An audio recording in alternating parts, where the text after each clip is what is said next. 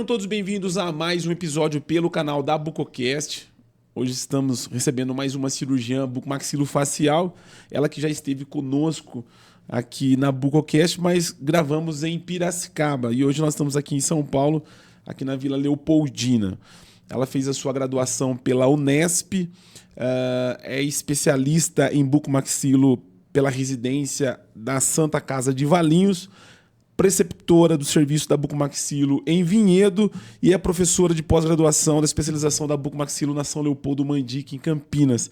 Eu estou falando da professora doutora Solimar Pontes. Minha amiga, mais uma vez, um prazer imenso recebê-la aqui na Bucocast para a gente poder falar um pouquinho, né, sobre as disfunção temporomandibular que dentro do nosso canal aqui ainda esse é um tema que todas as vezes que eu gravo, faço conteúdo, parece que eu sempre termino faltando alguma coisa. A conta nunca fecha. Seja bem-vindo, minha amiga. Obrigada, Ismael. É um prazer retornar aqui. E falar de disfunção, que é o que eu amo, é um prazer falar sobre isso. Tenho muita coisa para falar, sempre vai ter.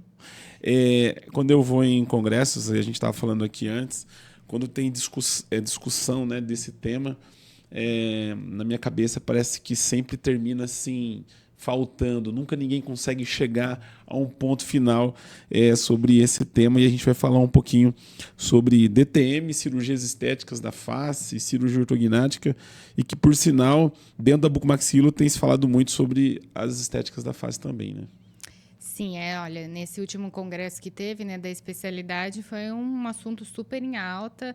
Acredito que vai ficar mais em alta ainda, né? Tem uma demanda por estética, os pacientes hoje em dia bem acentuada. Então, acredito que tende ainda a crescer mais essa área da estética. E disfunção sempre foi um assunto muito controverso. Acredito que vai ser ainda por muitos anos, né? Esse é um tema que normalmente os colegas que passam por aqui falam que, apesar de existir o problema, né, enfim, muitos, mas os estudos é recente, né, quando fala de ATM, recente assim, coisa de 10 anos que vem se falando mais sobre esse tema. Então, normalmente a resposta é essa, que ainda tem muito a se aprofundar com relação a esse tema. Antes de a gente começar nosso podcast, quero fazer um agradecimento especial à Traumec, que é uma das parceiras aqui do nosso canal da Bucocast. Você que ainda não tem, né, o contato aí da fábrica ou de um representante, nós estamos colocando o QR Code aqui na tela e você pode fazer o contato lá com a fábrica. O nosso agradecimento lá ao Paulo e ao César Caritá. Professora, vou te chamar como professora. Eu queria que você... Vamos começar falando um pouquinho sobre as cirurgias estéticas da face. Hoje a bucomaxilo tem atuado dentro dessa área, ainda tem alguns tipos de procedimentos que são discutidos na especialidade se cabe ao bucomaxilo, e é um assunto ainda que provavelmente a gente vai ouvir falar muito sobre a questão o que o bucomaxilo pode fazer. Eu queria que você falasse como que você enxerga o bucomaxilo inserido dentro dessa área, quais áreas de atuação você acredita que faz parte, né, do rol ali da bucomaxilo e o que você tem feito nessa área? Olha, essa é uma excelente pergunta, na verdade, né? O nosso Conselho Federal de Odontologia, ele já liberou alguns procedimentos da área estética para a especialidade. Eles criaram agora uma habilitação, né, em cirurgia estética da face, mas ainda não regularizou uma especialização mesmo nessa área. Acredito que está para ser liberada aí, regulamentada realmente. E, por enquanto, assim, o que a gente percebe em relação à cirurgia estética da face, principalmente para o cirurgião, né, bucomaxilo, ele veio como um complemento para melhorar os resultados que ficavam insuficientes apenas com a cirurgia ortognática. Então, quando a gente, pelo menos quando eu penso, né, nas cirurgias estéticas da face, eu vejo como um aliado na melhora dos resultados estéticos pós ou trans, né, durante a cirurgia mesmo ortognática. Então, eu acho que é um salto assim, de qualidade no tratamento para o paciente enorme a associar às cirurgias estéticas da face. E quando a gente fala cirurgias estéticas da face, o que é, né? Assim, o que realmente a gente está habilitado a fazer? Então, normalmente a gente pensa em quê? Próteses faciais, né, que pode estar associado. Cervicoplastia é uma área que também o cirurgião ele está habilitado, ele pode realizar plastimoplastia, né? Lipo de papada, inclusive já faz muitos anos que ela já está liberada e ela normalmente está associada com o pessoal da harmonização facial, né? Então, confunde um pouco, né? O pessoal que gosta de fazer harmonização, eles já atuam nessa área já faz um tempo. Agora, eu acredito que o cirurgião, ele está tendo essa visão um pouco mais para a estética e que só tem a agregar, né? Para a nossa própria especialidade. E eu sei que está vindo mais, né? O lifting facial, já tem muito profissional fazendo. Enfim, cirurgias de castanhares, rinoplastia. Então, o que... Blefaloplastia. Então, tem já cirurgião que está fazendo, mas o nosso conselho ainda não autorizou, né? Mas já tem pessoa profissional fazendo, inclusive cursos já, né, em relação a isso. Verdade. E assim, de uma forma geral, o que a gente percebe nos congressos é que já está sendo realizado, né? Então, o resultado que essas cirurgias traz para o paciente, assim, é de uma qualidade que apenas a ortognática nunca ia suprir. Então, eu acho que está forçando, na verdade, o cirurgião ir atrás de melhorar o refino dele realmente pós a cirurgia ortognática. E é ótimo, porque tira o cirurgião da zona de conforto, né? Tá só acostumado a cirurgias tradicionais. Então, é uma área, Ismael, que eu acredito que tende a crescer mais ainda. Acredito que nesses 10 anos aí, pode ser que surja uma outra especialidade, mesmo dentro do conselho, ou seja ligada só a bucomaxilo. Enfim, acho que vai haver muitas mudanças, tá? Então, o profissional, na verdade, que conseguir sair antes, vai se destacar, né? Quando você fala em cervicoplastia, eu lembro da lipo de papada porque está na mesma região, né? Eu queria que você falasse qual que é a diferença da lipo de papada, é só o nome ou não? Como que é isso? Não, na verdade tem diferença, né? Então, quando a gente fala lipo de papada, seria o ato de remover apenas o quê? A gordura, o quê? Submentual ou aqui submandibular, né? Bilateral.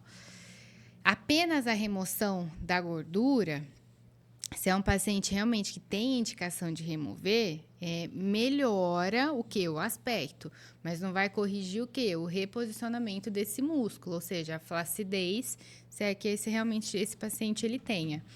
E quando a gente pensa em cervicoplastia ou platismoplastia, né? É o quê? Na verdade, é uma cirurgia estética, uma cirurgia plástica mesmo da face, onde você reposiciona a musculatura numa nova posição e o tecido, o quê? A pele, ela vai acompanhar esse reposicionamento. Então, é diferente de só remover gordura e reposicionar o músculo. Tá? Então, essa é a diferença. Você pode associar as duas. Fazer uma lipo e depois fazer a cervicoplastia. Quando você faz a cirurgia ortognática e o paciente, dependendo do avanço que você faz, esse paciente, obviamente, essa musculatura, essa pele, ela vai, obviamente, acompanhar, né? Ela vai mudar. Normalmente, se esse paciente ele tem indicação de fazer um procedimento como uma lipo ou um procedimento como a cervicoplastia, normalmente isso pode ser associado junto com a cirurgia ortognática ou para que você tenha um resultado, né, mais definitivo, normalmente é indicado fazer depois. Como que você enxerga isso? Olha, isso ainda é uma dúvida, né? Assim, tem muitos profissionais que estão associando junto com a cirurgia ortognática. Obviamente, se for um avanço, né, tende a melhorar esse tecido mole, mas não vai definir realmente essa angulação. Então, o que a gente percebe é o quê? Que é melhor para o paciente você ou fazer junto com a cirurgia ortognática, mas começar primeiro com a cervicoplastia e depois ir para a cirurgia ortognática, porque, de uma forma geral, a cirurgia ortognática ela vai mudar um pouco o posicionamento do ióide, do platisma. Então, o ideal seria você começar com a cervicoplastia primeiro e depois fazer a ortognática. Ou esperar, né, o paciente passar primeiro pela ortognática, cicatrizar e aí fazer outra cirurgia. Também é uma outra opção, né? Então, assim, ainda o que eu percebo ainda é que não tem um protocolo em relação a isso. que a gente percebe é que tem associado junto. No mesmo ato cirúrgico, já faz tudo. Inclusive, implantes faciais, já tende a fazer tudo no mesmo ato cirúrgico. Acredito eu, para concentrar tudo em um procedimento cirúrgico, uma anestesia, um pós-operatório só para o paciente, né? Quando você fala das cirurgias estéticas da face, o que eu ouvia no começo era a rinoplastia, né? Uhum. Só que são poucos cirurgiões que fazem esse tipo de procedimento. Eu participei de um congresso de cirurgias estéticas da face em São Paulo ano passado e tinha um cirurgião que era referência tanto em ortognática como em rinoplastia. Inclusive, ele era médico também. E eu perguntei a ele qual o procedimento que era mais difícil, né? Se a cirurgia ortognática ou a rinoplastia. E aí, isso não foi só para um cirurgião, teve 2 cirurgiões. E, obviamente, como eu gosto de ouvir opiniões diferentes, né? Porque o mesmo procedimento você ouve né, posições diferentes. Um colega defendeu que a ortognática era mais complexa, porque eu acho que, inclusive, um deles foi o professor Sérgio Miranda, que ele é médico e ele foi pro lado da ortognática. E um outro colega mexicano, que é conhecido também, que faz os 2 procedimentos, falou que a rinoplastia ela é bem complexa. Como que você avalia o cirurgião nesse tipo de procedimento, que é uma área que também o cirurgião está buscando, mas a curva de conhecimento ela é bem acentuada, né? Olha, eu tive a oportunidade de acompanhar um otorrino que era especialista em rinoplastia. E, assim, eu acho realmente a rinoplastia, a curácia que você tem que ter na técnica é muito alta na rinoplastia, para realmente entregar um resultado satisfatório. Primeiro que você vai ter que associar, às vezes, enxerto de... pode ser enxerto de cartilagem da orelha, vai ter que remover, às vezes, da costela. Então, de uma forma geral, ainda a rinoplastia ela está associada à área médica, né? Ainda não está liberado no nosso conselho. E quando a gente vê alguns outros cirurgiões de fora falando, é porque às vezes a formação dele em fora é através da medicina e depois ele acaba atuando na área de bucomaxilo, mas ele também é médico. Então dá mais liberdade, campo de atuação para ele. Aqui a gente fica um pouco privado ainda, né, em relação a essa área de atuação. Mas pode ser que, como não seja a minha área, para mim também eu considero mais difícil fazer uma rinoplastia do que uma ortognática, né? Então, por isso que eu acho que se eu perguntar para um otorrino, ele vai falar que é infinitamente mais fácil para ele fazer uma rinoplastia do que uma ortognática. E aí, inclusive, na própria formação, né, de otorrino, eles têm que fazer a cirurgia ortognática. Mas o próprio otorrino fala, olha, eu nem entendo por que a gente tem que fazer esse avanço, para onde tem que ir esse avanço. Eu sei que eu tenho que ir lá, cortar o osso e movimentar. Mas eles não têm essa didática do porquê e qual que vai ser a movimentação, muito menos preparo ortocirúrgico, né? Então, para ele também, ele vai falar que é mais difícil uma cirurgia ortognática. Então, obviamente, são áreas de formações diferentes que se complementam, com certeza. Eu acho que seria o mais interessante ainda, seria associar nesses 2 profissionais. Você ter um otorrino junto e um cirurgião bucomaxilo atuando. Eu que não sou da área, mas avaliando os 2 procedimentos e ouvindo colegas, os 2 é um páreo assim bem, né? A ortognática porque é tudo milímetros, né? Assim, detalhes. Mas eu acho que o paciente que tiver uma complicação, no meu ponto de vista, na ortognática, eu acho que ele vai sofrer mais do que no nariz, não sei. Porque o nariz está muito associado à estética. Não sei, eu estou pensando aqui, né? De repente um otorrino diga assim, você não sabe o que você está falando. E ok, não sei o que eu estou falando. Mas a ortognática está associada à função também. Então, eu acho que a parte de mastigação, alimentação, um paciente que ficou torto, uma ortognática mal feita... O nariz ele vai colar ali, talvez você vai ter um problema de respiração. Tô falando muito, mas tô falando muito, viu, doutora? Mas eu só acho aqui ninguém, a minha opinião não vale, é a sua que vale.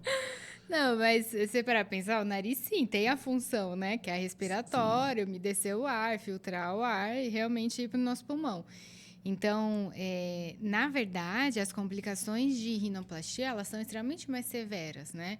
Porque você pode ter uma necrose ali de cartilagem, ponta de nariz, e é super difícil de tratar isso. E gera uma alteração estética enorme no paciente. Primeira parte do nosso corpo que é mais proeminente é o quê? É o nariz. Então, é uma região muito acentuada. Mas Então, eu acho que eu consigo olhar mais um queixo torto do que um nariz ah, torto, viu? é porque eu tô... tá mais pra área da buco, na verdade. Eu consigo... Ismael. Um nariz torto eu não consigo enxergar muito, mas um queixo torto, um classe 3, assim, eu já reparo na hora. Então, assim, os dois, olha, inclusive, esse assunto é um bom assunto, porque no começo do ano eu fui para aquele congresso em Singapura, e é um congresso mundial. E lá teve um simpósio inteiro falando sobre a associação de cirurgia ortognática junto com rinoplastia e cirurgias estéticas da face. Então, de uma forma geral, você vê que o mundo, ele tá, o quê? Os cirurgiões estão associando esses procedimentos à cirurgia ortognática. Obviamente, cada país muda um para o outro justamente a tipo de formação, né? Se isso está mais atrelaçado à medicina ou à odontologia. Mas, independente disso, o que a gente percebe é que está associando, sim, esses procedimentos junto com a ortognática. Com certeza, o pós-operatório do paciente vai ser um pouco mais extenso, né? Porque ele não vai poder, o quê? Se alimentar direito e vai privar a respiração dele por um tempo. Mas o resultado a longo prazo é indiscutível. Tem uma melhoria de respiração, função para o paciente e, de quebra, uma estética super favorável, né? Os dois são páreo duro, viu? O cirurgião admira, o bucomaxila admira o cirurgião da rino, que faz muito bem feito, e os caras que fazem, os otorrinos, que fazem esse tipo de cirurgia, eles tiram o chapéu para nós, né? Porque a cirurgia ortognática é muito complexa. Falando sobre cervicoplastia, que parece, no meu ver, que agora eu vejo esse procedimento, esses cursos, tudo quanto é lugar, assim, porque a gente está no meio da bucomaxilo, né? E em tudo quanto é canto eu vejo falar. Parece que agora os implantes faciais, as próteses faciais, parece que perdeu a posição ali, né? Até tempo atrás era tudo as próteses, os implantes. Agora parece que a briga está ali, a cervicoplastia. Que tipo de paciente que tem indicação que normalmente ele pode fazer um procedimento como cervicoplastia, doutora? Olha, normalmente, se for só a cervicoplastia, é um paciente que ele não vai ter o quê? Muito a demilitação, né? Do mento com o pescoço. Então, o paciente ou ele pode ter o quê? Esse excesso de pele, ele pode ter uma deficiência mesmo de projeção de mento, né? Ou está associado com a gordura também.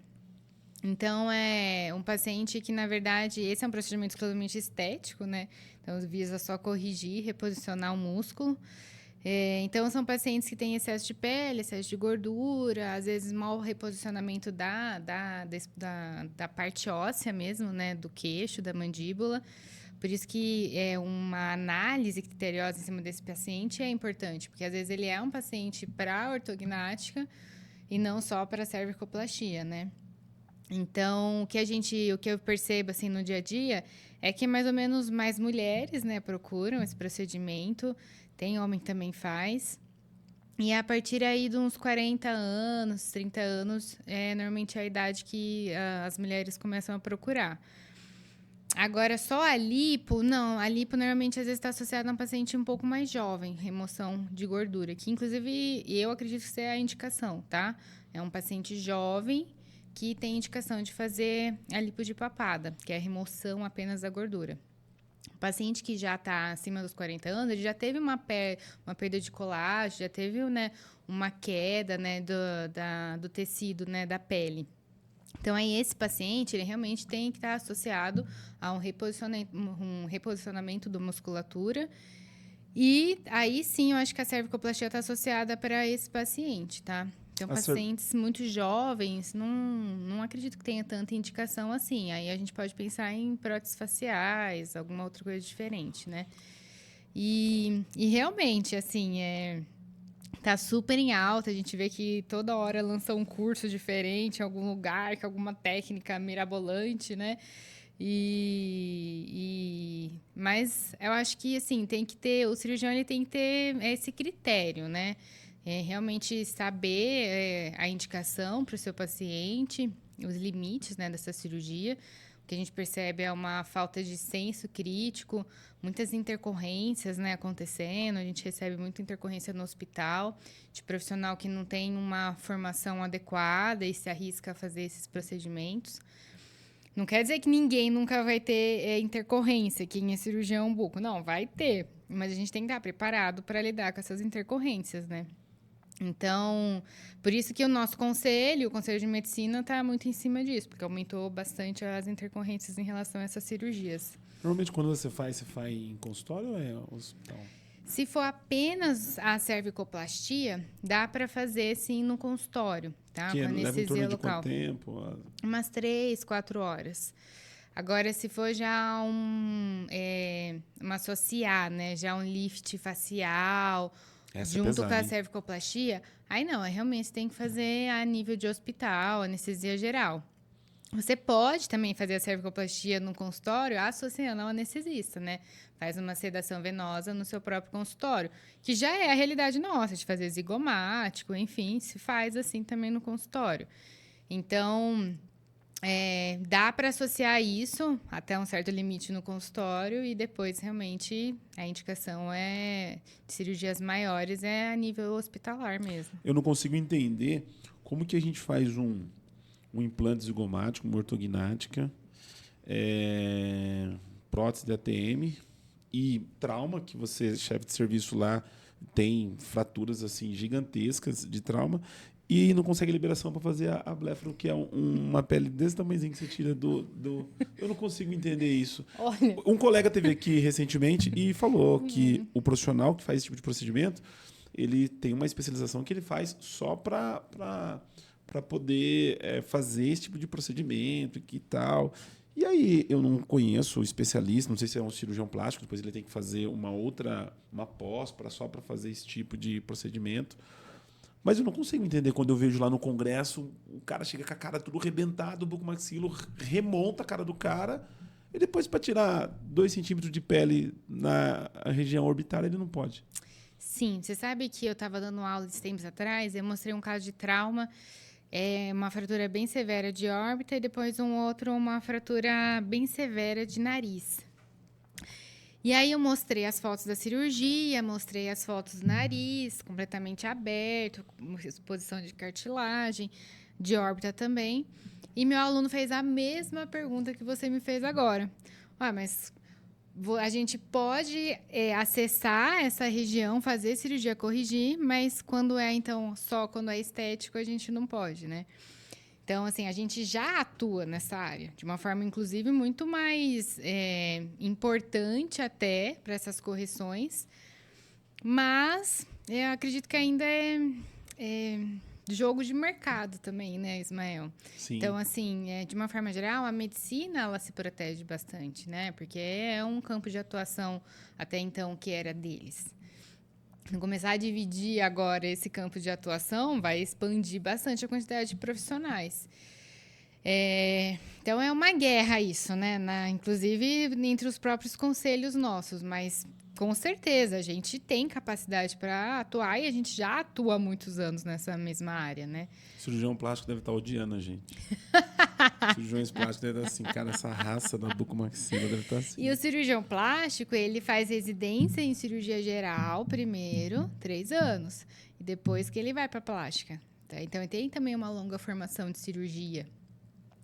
E com certeza, né? O cirurgião plástico ele nadava de braçada nesse mercado. Só ele que operava isso. Agora, e depois da normativa mesmo de formar a especialidade de harmonização, que aí a dermatologia na época que ficou, né, muito em cima, batendo em cima disso.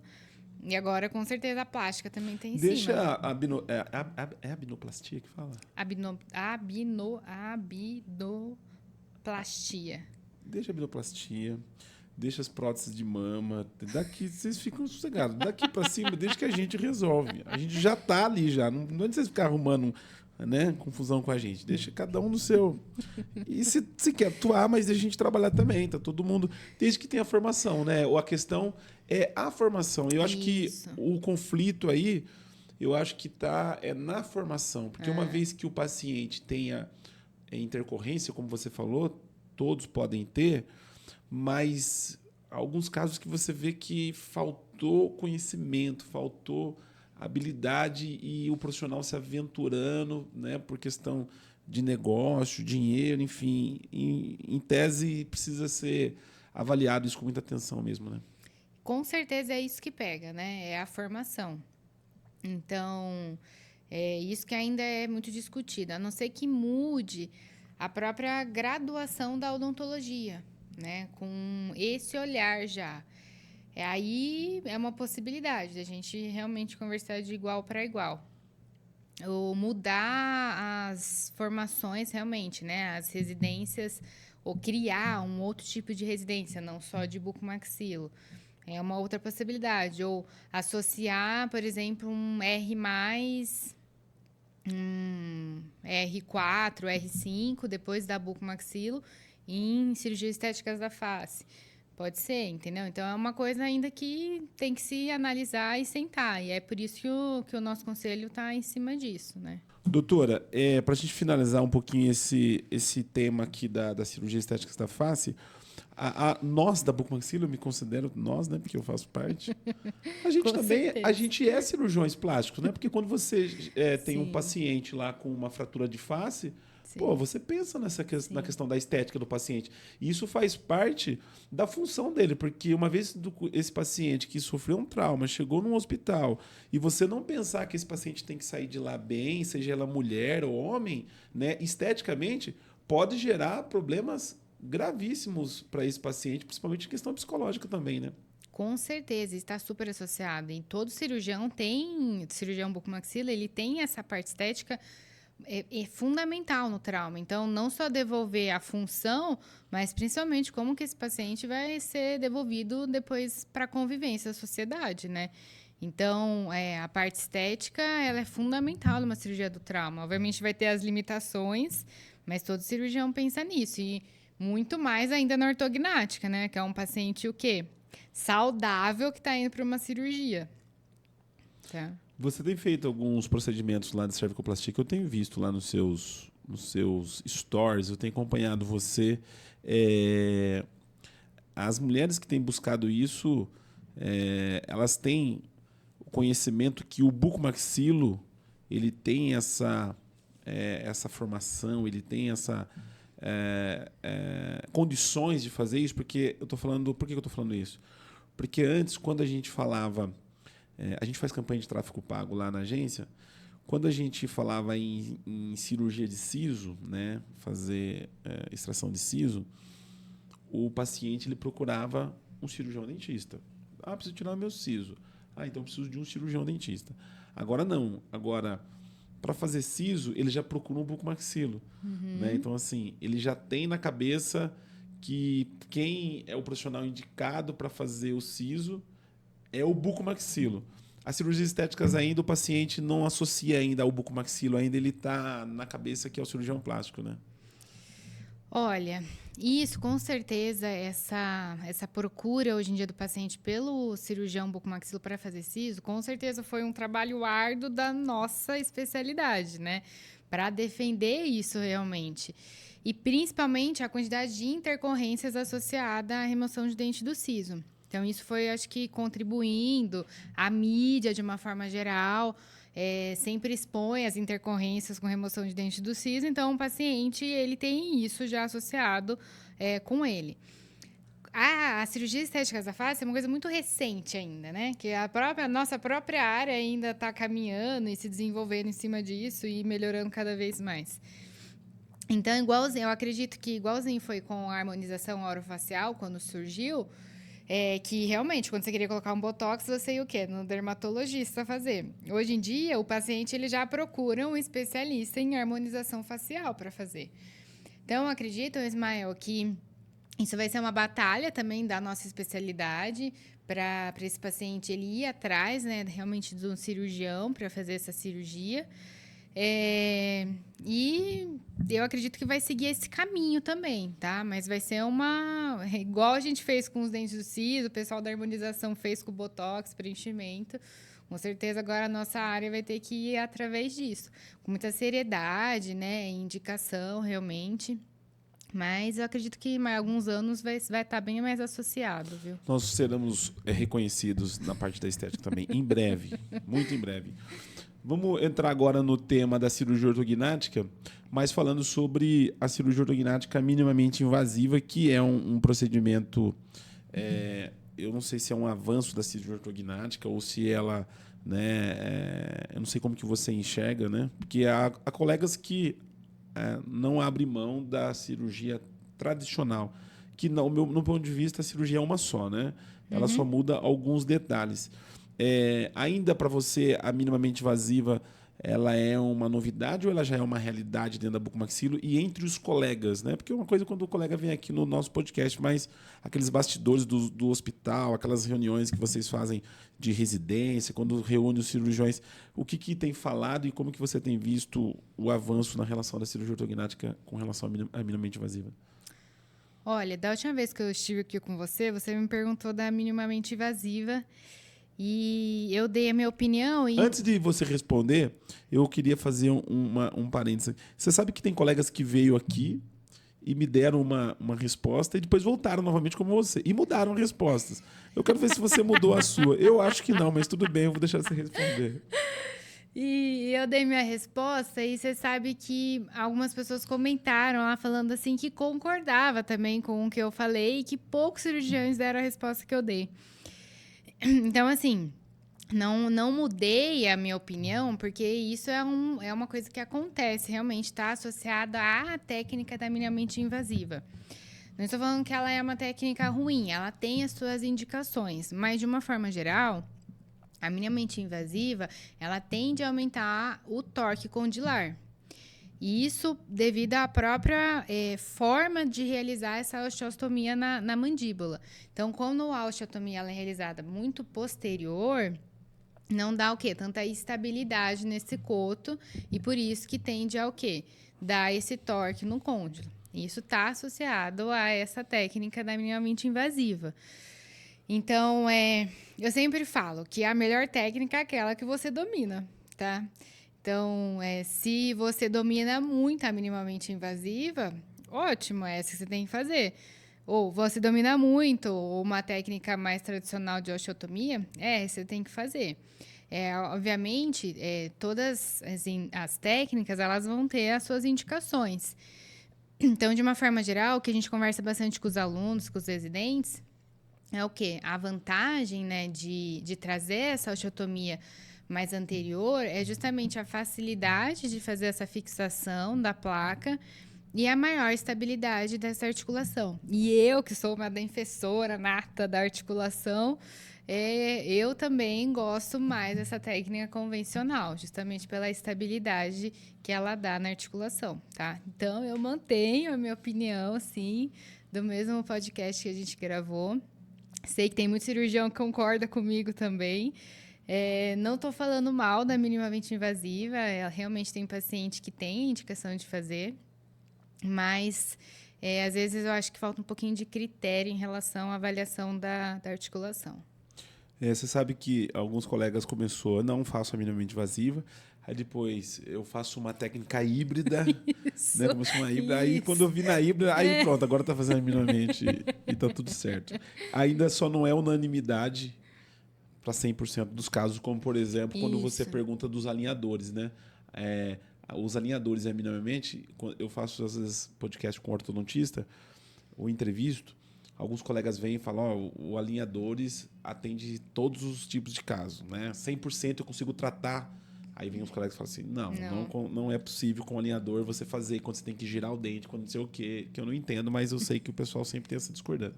E na minimamente tem isso também, nem os próprios colegas, né, que defendem a técnica hoje já não mais falam em indicação de 100% dos casos. Eu queria, como você navega nas duas áreas da ortognática e da ATM, por que, no meu ponto de vista, tá, gente? Aqui é um publicitário jornalista.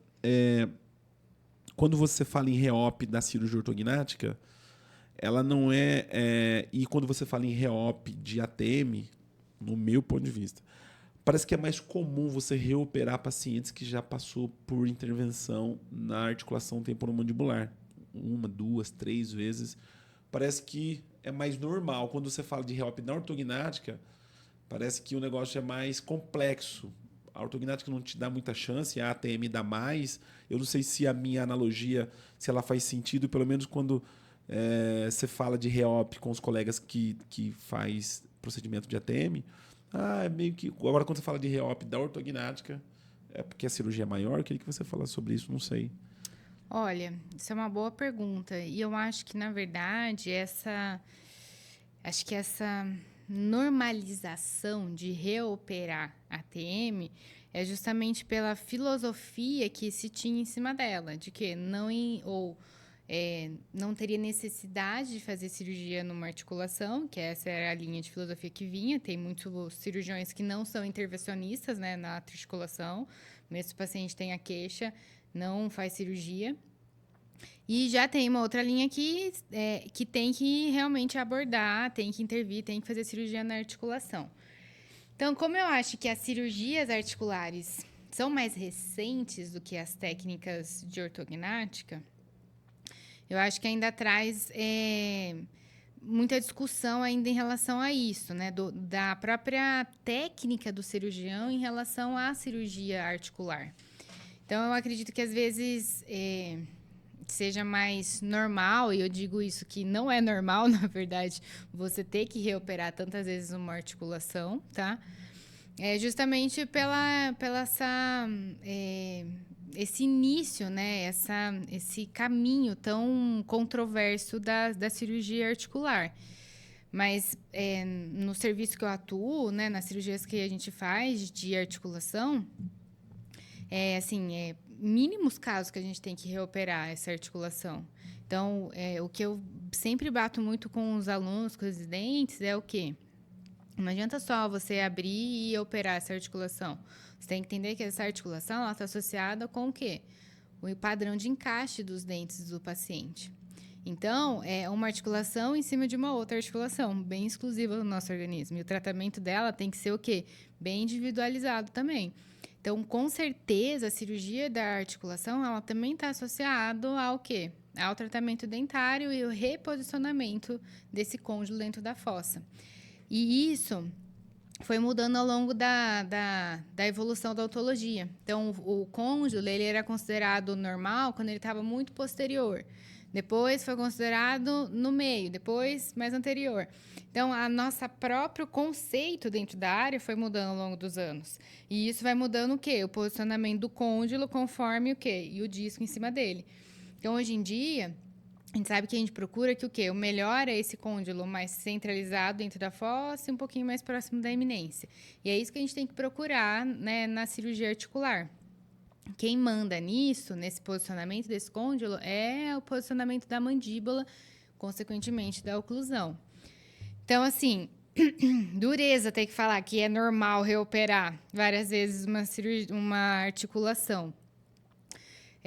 Inclusive, se a gente fosse levar isso ao pé da letra, né, o próprio Garrincha, que foi um atleta que ele precisou fazer muito o quê? Infiltração, cirurgia no joelho.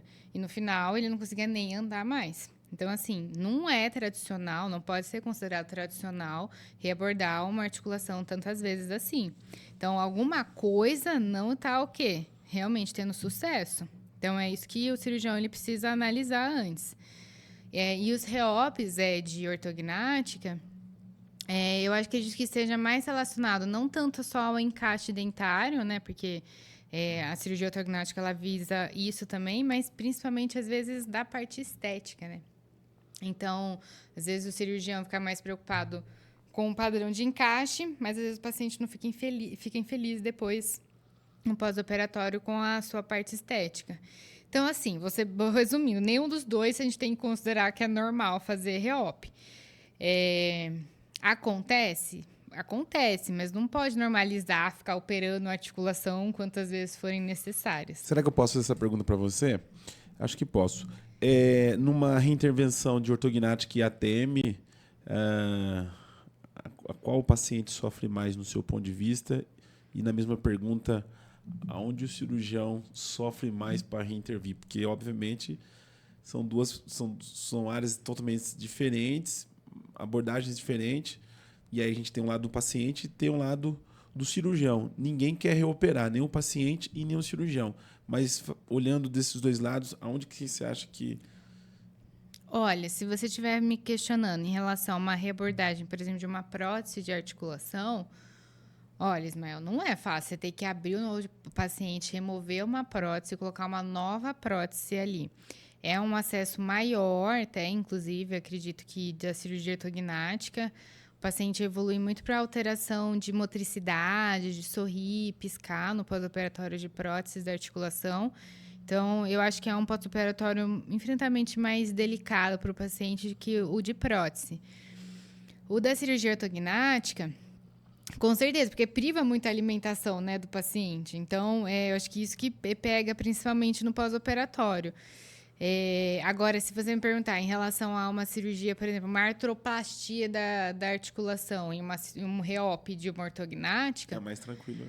Exatamente. Aí é menos pior uma reabordagem da artroplastia do que você reabordar de novo uma ortognática, né? Bimaxilar ainda, por exemplo. Então, depende muito dessa comparação. Se for com uma comparação em relação à prótese, eu acho que é pior para o paciente uma reabordagem. Também se for de contaminação, de prótese, que vai perder, vai ter alguma sequela óssea, aí vai ficando cada vez mais difícil essa reoperação, tá?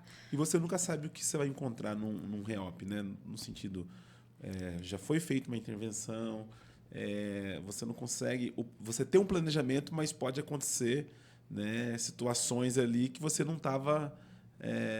esperando, né? Que é muito comum numa reabordagem, né? Exatamente, né? Então, você pode planejar, chegar lá na hora, nossa, mas não era nada disso que eu imaginei que ia estar, né? O tecido, ele tá muito fibrótico, o tecido ósseo tá diferente, teve integração da placa junto com o osso. Às vezes é super difícil de remover o parafuso, quebra o parafuso, a chave não encaixa, enfim, várias adversidades. Eu já tive uma cirurgia dessa, eu ficava nervoso de ver o cirurgião. Ele não fazia ideia o quanto que eu estava nervoso. Que aquele parafuso não saía assim, ó, no osso, assim, ó. E o paciente não ia. Eu falava, meu Deus do céu. É triste, é punk. Exatamente. Então, o reop, ele exige mais do cirurgião e, consequentemente, o pós-operatório vai acompanhar isso, né? Então, reoperar sempre é um desafio para qualquer cirurgião. Aproveitar para fazer um agradecimento especial à Traumec, né, que é uma das nossas parceiras aqui no canal da BucoCast. Estamos colocando o QR Code aqui na tela. Você que ainda não, né, tem contato lá na fábrica, enfim, você pode fazer o contato com o representante. E agradecer aí ao Paulo e ao César Caritá, que tem nos apoiado, não só aqui dentro, né, dos episódios, mas externamente, onde a gente tem feito algumas coberturas também em congressos. O nosso muito obrigado. Professora, quando eu comecei dentro da especialidade, todo mundo queria fazer cirurgia ortognática. E aí sempre vem a minha impressão, né? Parece que está mudando um pouco, até porque o mercado também mudou de alguns anos para cá. Você que tem formado alunos lá, essa cereja da ortognática que todo mundo buscava, parece que agora o bucomaxilo está tendo um olhar diferente. É isso mesmo? Exatamente isso, sabia? A gente tem visto que os alunos eles estão indo para a buco para, na verdade, ir atrás das cirurgias estéticas. Então, mudou bastante o perfil. No começo, o que a gente percebia era que o pessoal da harmonização estava procurando a bucomaxilo para ter mais conhecimento, se sentir mais à vontade. E agora não, a gente já percebe que o pessoal entra já na buco para ir atrás das cirurgias estéticas de face. Quando a gente fala da cirurgia estética de face, de tudo, né? Nariz, orelha, cervicoplastia, neck ou facial. Enfim, então a gente percebe que está mudando a procura, né, da especialidade. Então tá ficando de lado cirurgia de ATM, ortognática. Tem cirurgião que nem sabe para ortognática, né? Então tá mudando assim o perfil do cirurgião.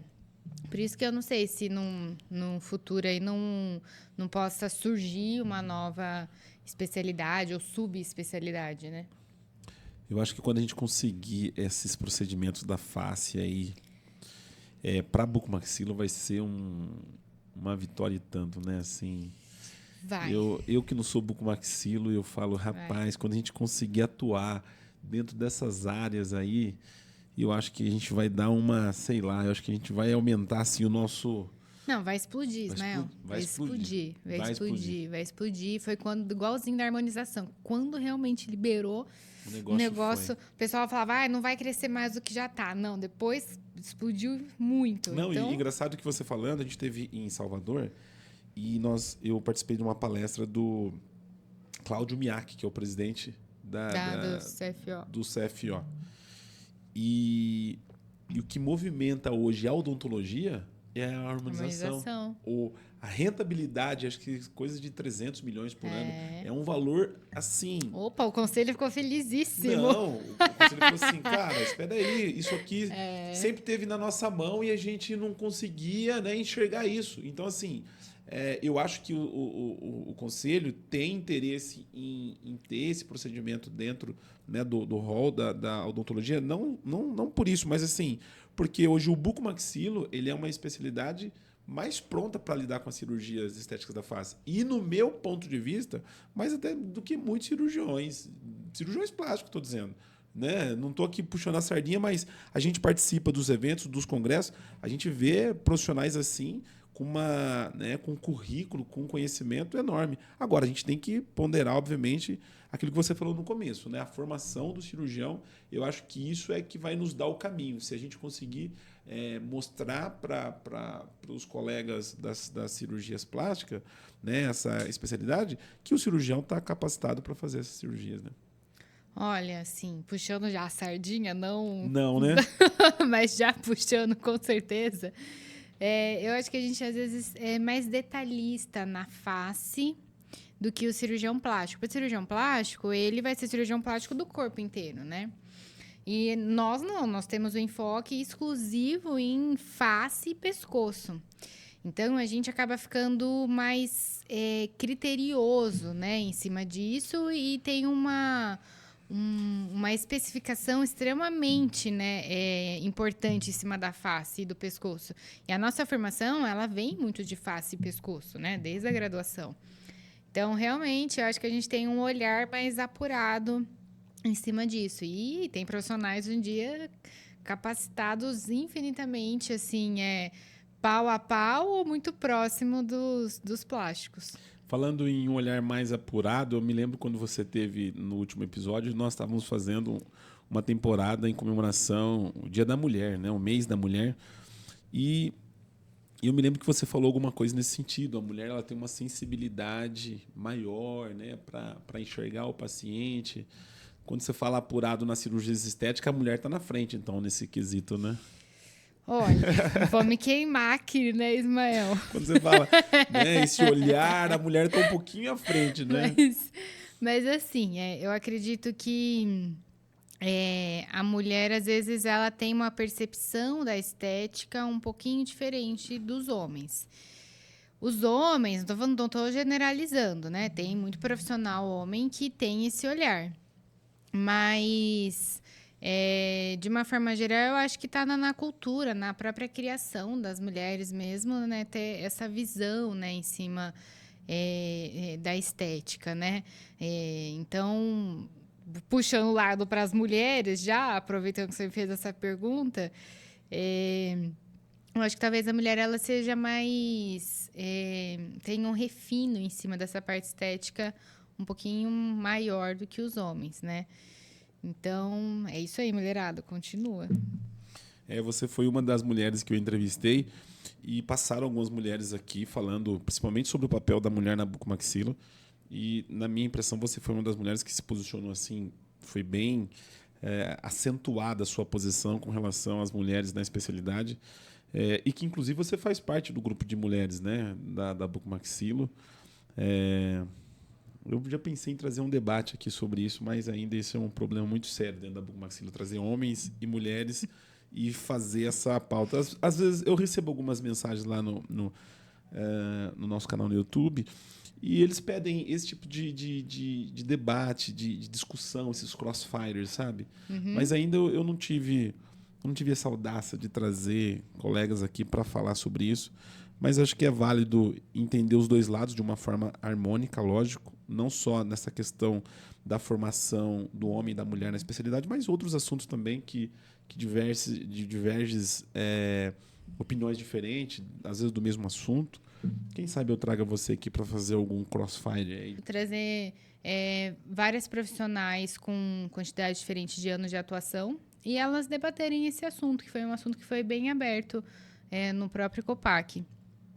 Então, não sei, né? Então, talvez essa seja a abordagem. Acho que não tanto homem contra mulher, né? Porque essa não é muita intenção.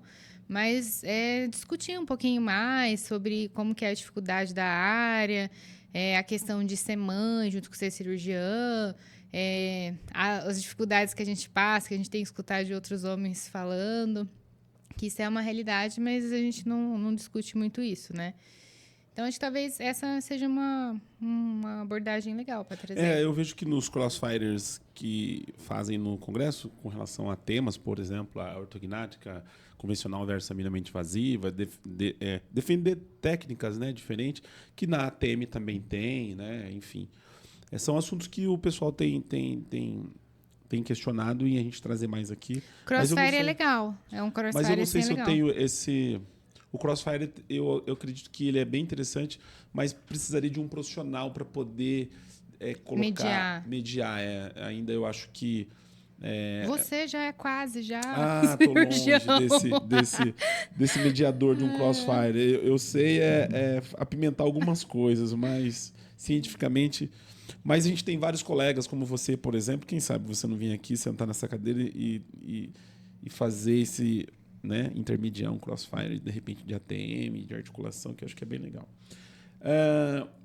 Vamos entrar nesse assunto que nós começamos lá no início, falar sobre DTM.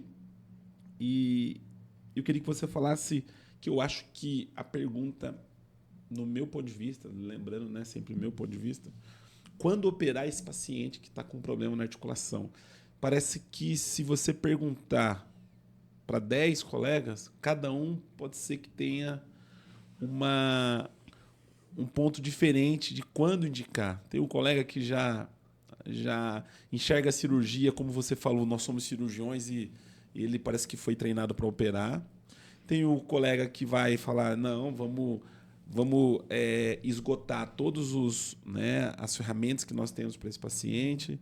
Enfim, no seu ponto de vista, quando que esse paciente precisa passar por uma intervenção cirúrgica quando ele tem um problema na disfunção? É meio complexa essa pergunta? Bem complexa, assim. Se a gente fosse levar ferro e fogo, assim, classificar isso é cirúrgico, isso não é cirúrgico, mas o ser humano, ele não entra num ou não é, né? Então, depende muito da clínica desse paciente. Mas, de uma forma geral, um paciente que ele tem uma luxação de uma cartilagem o disco articular sem redução, que é o que está lá na literatura, esse é um caso, normalmente, que é cirúrgico.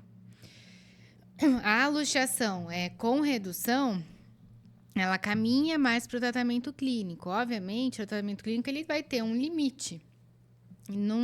Com o tratamento clínico chegou no limite, mesmo um paciente que quase tem essa certa redução, essa cartilagem ela tende a voltar, ele também é um candidato apto para fazer cirurgia. Então, isso é um assunto bem complicado de abordar, a gente vai ter que avaliar caso por caso, a clínica do paciente, ela é muito mandatória também, né? A ressonância que esse paciente ele faz, e independente se for um tratamento cirúrgico, a minha visão de tratamento é que esse paciente, ele, independente disso, ele tem que fazer um tratamento clínico também. Então, se ele vai fazer cirurgia, ele vai ter que fazer um tratamento clínico. E se não for cirúrgico, ele também vai ter que fazer um tratamento clínico. Então, acho que isso precisa mudar. E o tratamento clínico, ele consiste em o quê? Em uso das órteses, né, reposicionadoras, que são as placas. Tem vários tipos de placas, né? Mas, de uma forma geral, as placas reposicionadoras, que é o que está indicado para esses pacientes em tratamento clínico, e depois a reabilitação oral em cima disso. Então, está muito associado ainda com cirurgião dentista trabalhando no consultório. A disfunção, ela requer muito que o cirurgião atenda esse paciente no consultório. E aí, tudo bem. É um caso cirúrgico de artroplastia, reposicionamento de disco articular. Não, é um caso de prótese, teve uma absorção muito importante desse côndilo, não tem mais cartilagem. Aí, tudo bem. Aí é um caso claro de prótese de ATM. Inclusive, a própria indicação de prótese de ATM, ela é muito clara, né? O que a gente consegue ver hoje é uma normalização de fazer prótese em todos os pacientes, né? De indicar prótese para os pacientes. Então, assim, o que eu posso falar o que a gente percebe é que são poucos casos que a gente indica realmente uma prótese articular, que não tenha outra opção. Obviamente, que é um caso cirúrgico. Então, complexa essa sua pergunta. O que eu posso falar é que esse paciente ele tem que começar fatalmente pelo tratamento clínico e aí realmente ver como que ele vai responder.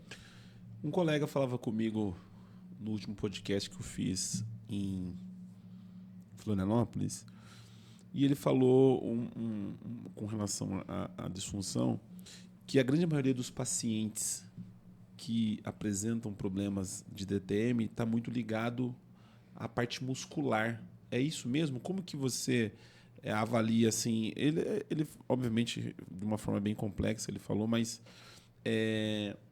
esse número de paciente que apresenta problemas nessa região tem muitos pacientes que está relacionado à parte muscular? Tem. Então a gente separa aí basicamente a disfunção de 3 formas.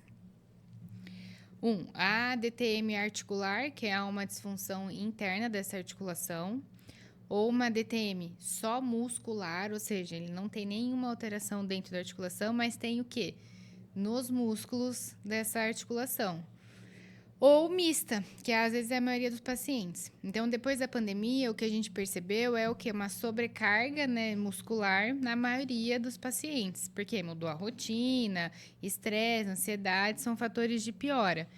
Então, sim. Então, exatamente, você vai para a academia e malha esse músculo e ele entra em um processo inflamatório, esses músculos associados à disfunção da articulação também. Então, eles entram numa sobrecarga de função. E a dor, né, o incômodo, ele está associado justamente à sobrecarga desse músculo.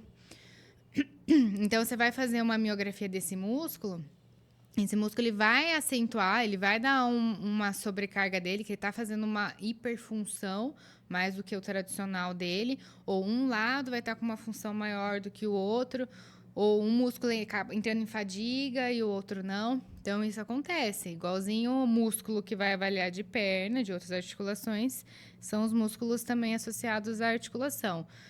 Às vezes, falta um pouquinho de critério, né, do cirurgião para avaliar esses músculos, mas com certeza, né? Sobrecarga muscular é uma disfunção. Esse também. Paciente tem cura? Esse que apresenta com relação a... Porque a DTM, quando você pergunta, tem cura? Eu nunca vi ninguém respondendo que sim, mas quando você tem esse paciente que não tem problema na articulação e é muscular, esse paciente tem cura? O que a gente vai fazer é um controle, né? Então, vai melhorar o aspecto do músculo dele através dessas órteses, dessas placas que o paciente usa. Liberação miofacial, associar com fisioterapeuta, acupuntura, pode ser, TENS também, né? Tem bastante tratamento com TENS. O que é TENS? TENS é aqueles choquinhos que você sente. Não sei se você já fez RPG e aí colocou. Sim, já fiz com para o ciático, eles usam. Isso, a mesma coisa. Também tem isso para face. Exatamente isso. Por quê? Porque a gente está lidando com o músculo. Então, nessa hora, a associação com o fisioterapeuta é muito importante. Porque o fisioterapeuta ele vai trabalhar bastante a musculatura desse paciente. Cervical também desse paciente, né? Então, tratar cura de um paciente que tem disfunção muscular, a gente tem o controle. Então, esse paciente ou ele vai estar controlado ou ele não vai estar controlado. Então, é isso que a gente vai trabalhar em cima disso. Não tem cura. Existe um perfil de paciente... O paciente de DTM é um paciente bem difícil, né? Se você comparar ele com o paciente de ortognática, eu não sei como que você avalia, já que você está nos 2 pontos. porque é o paciente que tem dor e o paciente que não tem dor, né? Esse é um ponto. O da ortognática até tem, dependendo do tipo de problema, mas totalmente diferente do paciente com problema de DTM. Existe um perfil de paciente predisposto para desenvolver a DTM, por exemplo? Será que eu me enquadro nesse perfil? Né? Quem está assistindo lá dizer assim, olha, então eu preciso mudar algumas coisas porque eu tenho perfil. Existe ou não? Perfil esquelético, você fala? Se existe um perfil de paciente que está mais predisposto. Por exemplo, Sim. Eu ouvi o Arnett em um congresso falando, teve uma pergunta, e aí eu me lembro que alguma coisa relacionada, por exemplo, à mulher, teve uma pergunta, né, se a mulher tinha mais, se o número era maiores em mulheres. E aí ele disse com relação a medicamento, anticoncepcional. Eu lembro que teve uma conversa assim. Existe esse perfil de paciente? Sim. Então, infelizmente, a literatura já mostra isso, que nós, mulheres, somos as mais afetadas, tá? Infinitamente menos que os homens. A idade também média, normalmente a idade aí é mais ou menos o quê? De 30 a 50 anos, que é a faixa etária mais acometida. E quando a gente pensa em padrão esquelético, o paciente perfil classe 2, ele também é um perfil que é mais acometido com as alterações da articulação. Então, mulheres na faixa etária aí de 30 a 50 anos e paciente que tem um perfil esquelético do tipo classe 2. Esses normalmente são os pacientes que têm maior probabilidade de ter disfunção articular. O que a gente até fez um levantamento, Ismael, comparando com a taxa mundial, né, em cima dos artigos, e que fala exatamente isso, que são mulheres nessa faixa etária aí já adulta, com os atendimentos que a gente teve na Santa Casa de Valinhos. E também bate com a média mundial. Também são mais mulheres, também na mesma faixa etária. Que é o quê? A faixa etária que você está trabalhando, tem filho, dívida. Então, tudo isso são fatores, né, de piora para uma disfunção. Estresse, não tem jeito, ansiedade, são fatores de piora. Se você já tem uma propensão a ter uma disfunção, com certeza esses fatores vão te levar a uma piora desse quadro. Não tô falando que o estresse, só o estresse, ele vai causar uma disfunção, né? Na verdade, o estresse, ele traz problema em várias áreas, né? Da saúde do paciente, não todo na vida, enfim, né? Sim. Mas está associado também a... é um fator de piora, com certeza. E aí, quando a gente pensa num perfil esquelético, é o paciente classe 2. Esse também é um paciente que ele é acometido. Então, todo paciente, né, o padrão no serviço é o quê?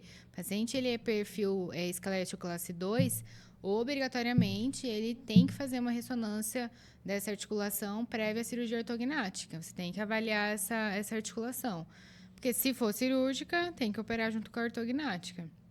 Então, paciente classe 2 tem que acender uma luzinha e investigar a articulação dele.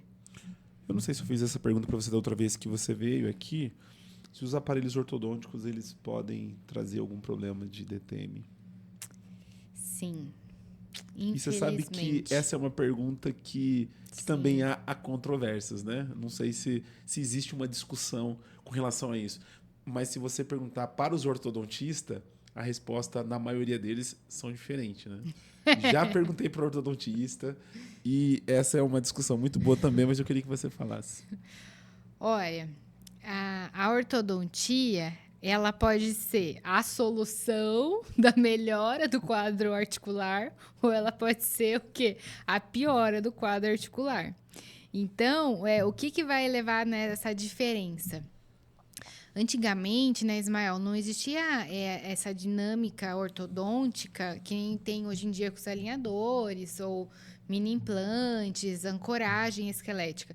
Só existia uma forma de movimentar dente, que era o quê? Era mais fácil movimentar os dentes da frente e irem para trás. Por quê? Porque são dentes menores. Então, essa era a dinâmica que existia. Por isso que era muito comum remover pré-molar, remover 4 dentes da boca, justamente para conseguir alinhar esses dentes. essa dinâmica, né, de movimentação ortodôntica, que é o quê? Leva esse paciente retroposicionar tanto a maxila quanto a mandíbula. Esse movimento, ele causa no paciente, sim, uma disfunção, porque diminui o espaço interarticular desse paciente. Então, pacientes que foram tratados ortodonticamente com esse tipo de técnica, são pacientes fatalmente aí que normalmente apresentam essa disfunção. Agora, depois que mudou a dinâmica de ortodontia, é possível a gente dar torque nos dentes, é possível a gente conseguir jogar esses dentes posteriores para frente. Então, de uma forma geral, quando se tem um ortodontista que tem essa visão para articulação, porque a maioria não tem ainda também, o tratamento ortodôntico, ele é sim um tratamento que a gente indica para corrigir o posicionamento dessa articulação através do posicionamento dentário. Então, o Invisalign, ele está caminhando, né? Esses alinhadores, ele está caminhando para pensar na disfunção, de tratar dessa forma. Então, eu acho que, assim, ainda é super controverso esse assunto, tá? Com os ortodontistas, o próprio pessoal, né? Especialista da disfunção articular, ele também tem uma controvérsia em cima. Só que o que a gente percebe é que tem melhorado o tratamento ortodôntico em cima dos pacientes. E, inclusive, não só a ortodontia, mas reabilitações, né, protéticas com implantes, os famosos protocolos, eles também podem levar a uma disfunção articular. Então, tratamento dentário, de uma forma geral, que não visa o quê? A articulação, qualquer tratamento dentário pode levar a uma disfunção. Então, não só culpar a ortodontia, mas qualquer tratamento que não tenha essa visão articular, ele pode piorar, assim, um quadro de disfunção. Dentro desse tratamento do paciente com DTM, quando a gente pergunta sobre a questão dos sintomas, o que eu percebo é que, às vezes, você tem os sintomas clássicos, mas alguns sintomas variam de paciente para paciente. E a pergunta que eu faço para você é a seguinte: quais são os erros mais comuns nesse diagnóstico aí do paciente que tenha problema de disfunção, né? Porque, como você falou, às vezes está muito associado à rotina, ao estilo de vida do paciente.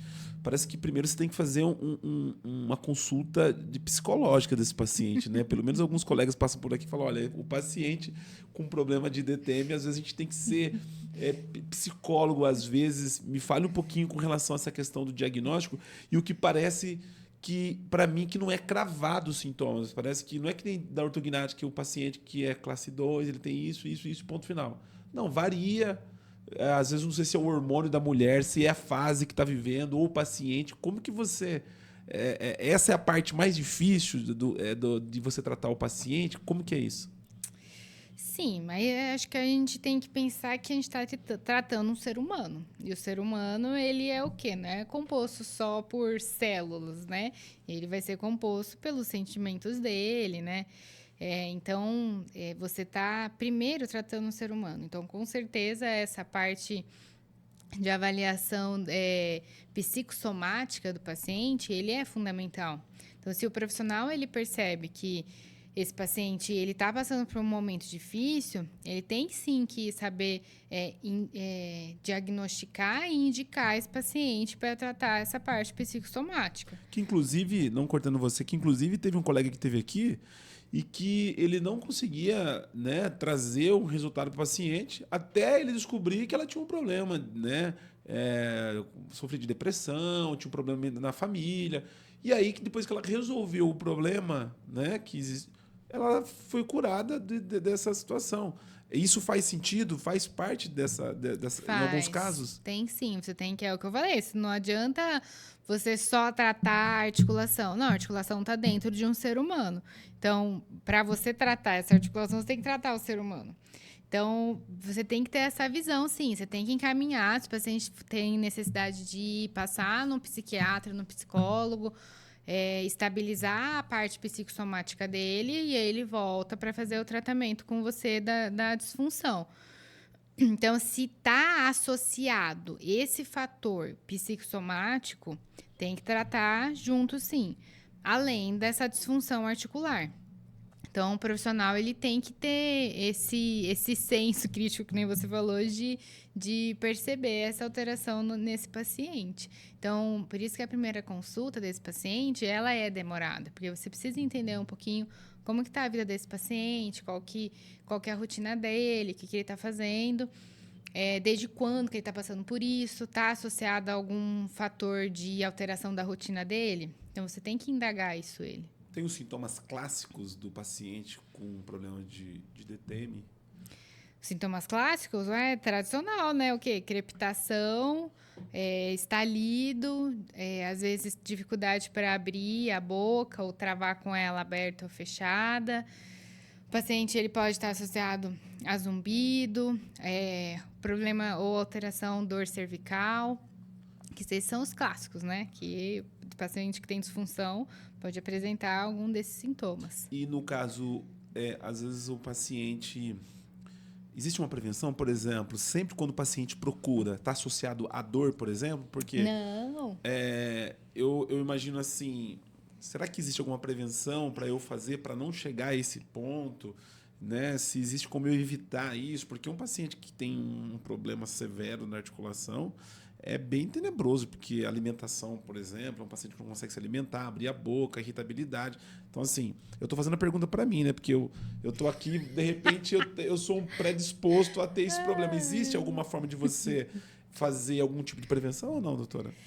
Olha, prevenção, nem sei se é essa palavra, mas o que eu posso indicar o quê? É que a disfunção, ela começa com a ausência da dor, realmente. Por isso que o paciente ele não vai procurar. Ele procura quando ele tem dor. Então, por isso que quando ele chega, ele já está em algum estado já mais avançado da disfunção. Então, a crepitação, o estalido, ele não é o tradicional. Então, se você vai comer, vai beijar, vai se alimentar e você estala, isso é um sinal de alerta, porque a sua articulação ela não está funcionando do jeito que deveria funcionar.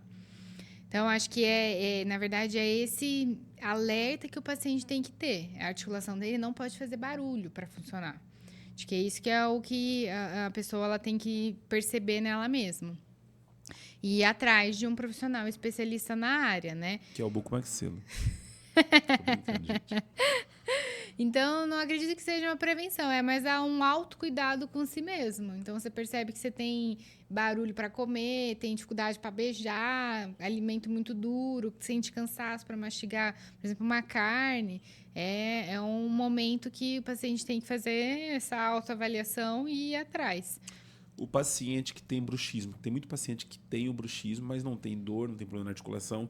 Esse é um paciente que ele está no caminho para desenvolver um problema ou não? Olha, tem bruxismo, existe algum número, algum dado? Normalmente o seu paciente que aparece lá, que você atende, né, com dor, com problema, vem associado ao bruxismo. Eu queria que você falasse sobre essa questão. O bruxismo, ele é diferente do paciente que é apertador, né? Faz sentido a pergunta que eu fiz com relação à questão da disfunção? Pode estar associado ou não. Então, o paciente que tem o bruxismo, ele pode ter uma disfunção dessa articulação ou não. Porque o bruxismo, ele é o ato de ranger um dente contra os outros. E esse ato provoca o quê? Um desgaste nos dentes. Então, se esse paciente ele realmente não tiver um cuidado, o desgaste ele é tão severo, tão acentuado nesses dentes, que ele vai perdendo o quê? A altura da dimensão desses dentes. Então, vai diminuindo o quê? O terço inferior da face do paciente. Aí sim, quando diminui tanto esse terço inferior da face do paciente, ele pode realmente começar a apresentar uma disfunção, mas em casos um pouco mais severos de desgaste dos dentes, tá? Agora, o apertador, esse é um paciente que normalmente ele pode sim apresentar uma disfunção, principalmente muscular. Porque você tem que pensar que o apertador, ele fica fazendo o quê? Toda hora ele fica fazendo o quê? Contração, tônus muscular. Então, é como toda hora você estivesse o quê? Malhando 24 horas por dia seu músculo. Chega uma hora, vai pra academia, fica lá 24 horas malando seu músculo, você não vai chegar numa hora que você não vai dar fadiga muscular. Então, o apertador que trava a boca nessa mesma posição, ele sim é um paciente que pode sim evoluir para uma disfunção articular, principalmente o quê? Muscular. O músculo dele vai entrar num processo inflamatório, vai entrar o quê? Numa deficiência até que começa a sentir dor, enfim. Então, esse é um paciente diferente. O paciente que apresenta o ato de ranger, ele pode vir apresentar uma disfunção devido ao desgaste severo dos dentes. Agora, o paciente que ele é apertador, normalmente ele vai apresentar uma disfunção muscular. Sempre quando eu estou em evento, em congresso, que eu participo desse tema, né, que eu assisto aulas, o diagnóstico ele ainda é o fator predominante para os problemas, né, que vêm logo depois de reabordagem, cirurgia, erro no diagnóstico, né? É o que eu, né, enfim, tenho escutado bastante. Eu quero perguntar para você quantos pacientes você tem que reintervir do número que você atende hoje de outros colegas que chegam para você. Esse paciente não chegou zero, já passou por um procedimento. Esse número hoje gira em torno de que você tem que... Procedimento cirúrgico, você fala? Procedimentos que você precisa reintervir porque esse paciente já passou por algum colega hoje na sua casuística hoje do dia a dia. Assim. Quantos por cento? 30, 40, 50? Olha, também não tenho noção desse número, mas a maioria dos pacientes que chega, ele já teve algum tratamento prévio, tanto clínico ou cirúrgico. Então, esse é um paciente que está cansado de rodar. O que ele fala? Eu já passei em tal profissional, eu já fiz tal coisa, eu já fiz tal coisa, eu já fiz com fisioterapeuta, eu já fiz. Então, é um paciente que ele até duvida de você também. De tanto que ele já rodou e já fez tratamento. Às vezes... o diagnóstico é esse, no seu ponto de vista, é o fator que faz, muitas das vezes, o paciente, esse número de reabordagens, por erro de diagnóstico? Essa que seria a pergunta. Como que você avalia esse número de reabordagens dentro das cirurgias de ATM? Olha, eu acho que acredito mais pela própria filosofia de tratamento que cada cirurgião tem em cima dessa articulação, né? Então, nem sei se sobre só o diagnóstico, porque a maioria dos cirurgiões sabe, né? Olhar para uma articulação e ver se ela é cirúrgica realmente ou não, se tem indicação. Mas eu acho que fica um pouco a ver nos cirurgiões é justamente essa parte do tratamento clínico da disfunção. Acredito que isso que, na verdade, fica a ver, tá? Não em relação tanto à cirurgia, porque o cirurgião sabe quando tem que operar ou não, né? E, no seu ponto de vista, quais são as abordagens mais recomendadas para um tratamento conservador de disfunção temporomandibular? Conservador? Sim. Quando a gente fala assim, conservador, não gosto muito desse termo, porque conservador clínico. Então vamos mudar para clínico. Tratamento clínico. Sim, acho que fica melhor. Fica melhor, eu já entendi. O tratamento clínico, ele vai consistir, ou pode ser com as órteses, né? Ou ortodontia, reabilitação oral. Então, isso que é o tratamento clínico desse paciente. De uma forma geral, às vezes, o cirurgião ele para só na indicação das órteses, né, das placas, né, e permanece nisso. Então, o paciente fica dependente dessas placas. Então, o que eu preconizo é o quê? A órtese, ela vai ter um momento para o paciente usar. Depois, a indicação é o quê? Que esse paciente faça a finalização desse caso com a ortodontia, se o paciente tiver todos os dentes, ou a reabilitação oral, né? Repor o dente que precisa, enfim, da forma que for necessária. E não ser dependente exclusivamente dessa placa o tempo inteiro. Então, essa é a finalidade do tratamento clínico. Reposicionar a oclusão na norma posicionamento. Eu gosto muito de usar esse termo que é o quê? É o equilíbrio do disco, côndilo, fossa e eminência. Então, toda essa harmonia tem que estar em equilíbrio junto com o quê? A oclusão do paciente. Então, você tem que encaixar aqui e encaixar aqui. Falando sobre essas placas, elas são eficazes no tratamento? Você utiliza das placas desses dispositivos? Super, né? Em todos os casos? Eu gosto de fazer uma pergunta em cima da outra. Né? Você me perguntou no último podcast e eu ainda vou falar a mesma coisa. Super, tem que ser a rotina do cirurgião saber usar a placa, né? O que às vezes a gente vê que fala, sou cirurgião, não faço placa, não mexo com isso. Eu acho que isso é muito limitante, né? Para um profissional da área da saúde falar.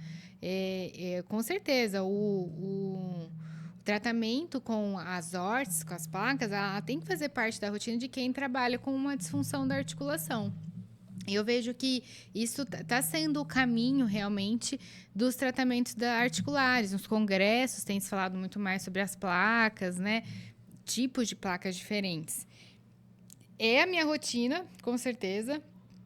Faço muita órtese e placa no consultório. Então, assim, continuo com a mesma opinião, Ismael, do último podcast, que sim, faz parte da rotina tratar paciente com disfunção com placa. E qual foi a sua outra pergunta que você tinha feito?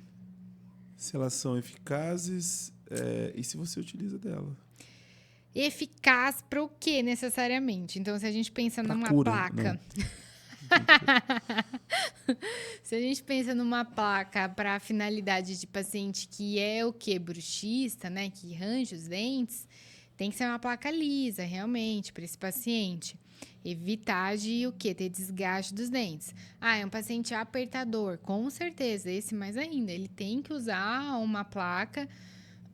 Por quê? Porque vai amenizar esse impacto desse apertamento nos dentes e nessa articulação também. Então, depende para qual é a finalidade que você quer usar as placas. Quando a gente fala de placa, parece que só tem uma opção de placa, né? Não, a placa ela é parecida, mas elas têm dinâmicas diferentes de tratamento, tá?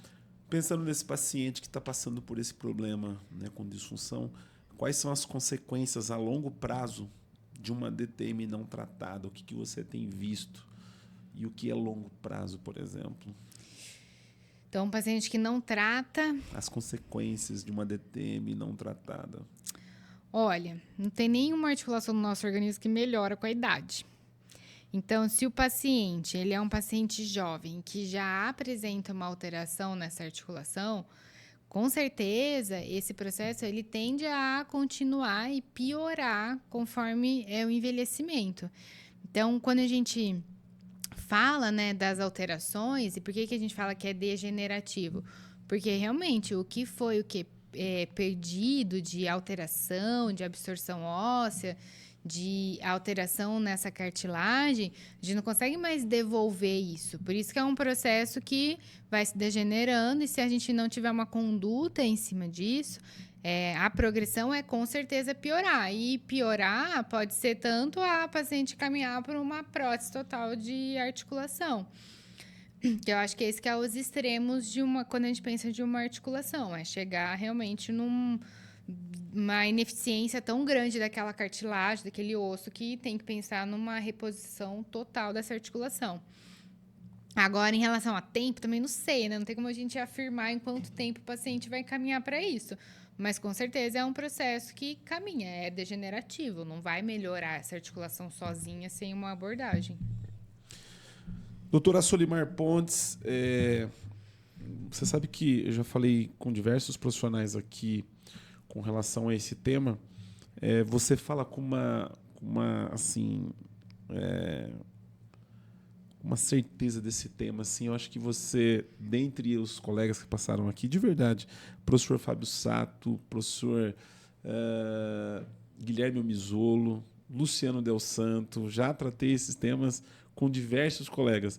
E você sabe que sempre quando eu ia fazer conteúdo em clínica com o cirurgião, todo mundo queria falar sobre esse tema, mas eu sempre vi que é muito difícil falar do tema e lidar com esse tema, né?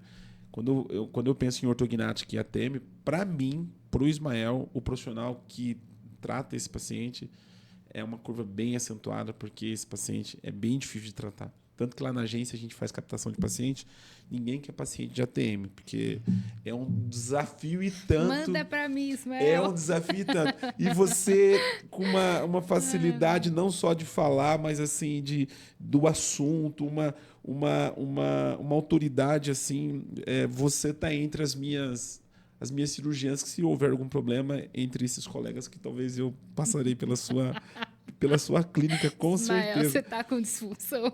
Eu não sei, mas eu já estou preparando aqui, de repente, uma consulta, assim, para a Bucocast. Foi muito bom receber você aqui mais uma vez. Antes de finalizar, obviamente, eu quero fazer uma última pergunta. Estamos com 1h30 minutos, 1h40 minutos aqui do nosso podcast. Você é sempre bem-vinda aqui no nosso canal. Quando você quiser. Você não foi ainda no estúdio de Limeira, acho que dá pra gente fazer esse tour, né? Você, Piracicaba. Pode deixar. E Limeira, você ir lá pra gente bater um papo. Esse é um assunto que não tem fim, né? DTM, ATM. Não tem fim. E é assim, bom, pelo menos para mim é apaixonante. Eu adoro disfunção, justamente porque é desafiador. Então, você lida com muitos fatores em cima desse paciente. Então, você precisa sair um pouquinho da caixinha em cima da análise desse paciente.